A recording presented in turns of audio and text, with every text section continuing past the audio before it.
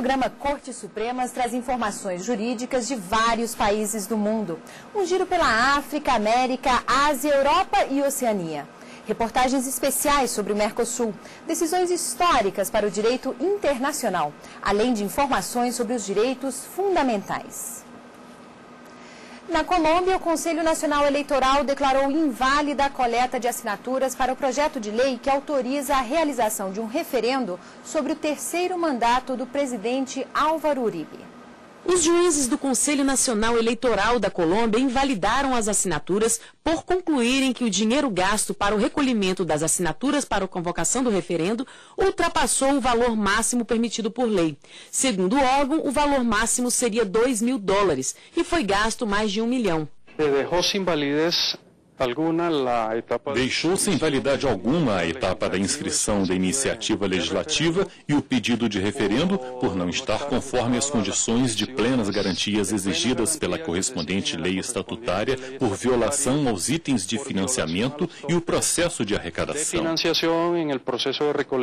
O projeto de lei do referendo, que pode permitir ao presidente Álvaro Uribe disputar um terceiro mandato consecutivo, já foi aprovado pelo Congresso e agora aguarda o parecer da Corte Constitucional, que dará a palavra final.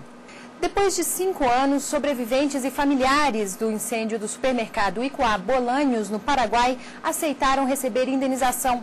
O acordo, que beneficia 600 famílias, foi negociado pela Corte Suprema do país. O acordo foi firmado durante uma reunião entre sobreviventes e familiares das vítimas, os donos do supermercado e o fiscal da Corte Suprema, Edgar Sanches. Das 920 pessoas afetadas pela tragédia, 600 aceitaram receber indenização de 30 mil guaranis, o equivalente a cerca de R$10.000 dos donos da rede de supermercados Icuá Bolanhos. Em 1º de agosto de 2004, explosões seguidas de fogo incendiaram o supermercado. Para evitar que as pessoas saíssem sem pagar, os donos do estabelecimento mandaram bloquear as portas. O incêndio deixou 420 mortos e mais de 500 feridos e é considerado a maior tragédia civil do país.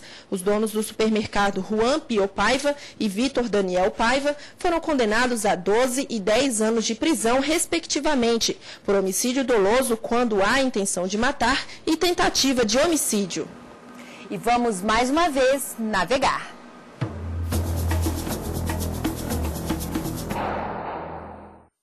A Corte Constitucional da Rússia decidiu ampliar a moratória sobre a pena de morte. De acordo com os magistrados, a ilegalidade da pena deve permanecer em vigor até que o país ratifique a Convenção Europeia. A Rússia estabeleceu a moratória à pena de morte em 1996, quando ingressou no Conselho da Europa e se comprometeu a aboli-la, mas ainda não o fez. A revisão para suspender a moratória à pena capital partiu do Tribunal Supremo do país, que questionou a possibilidade de retomar a aplicação da pena de morte a partir de janeiro de 2010. Em instantes, ex-presidente da Bolívia será julgado por genocídio nos Estados Unidos.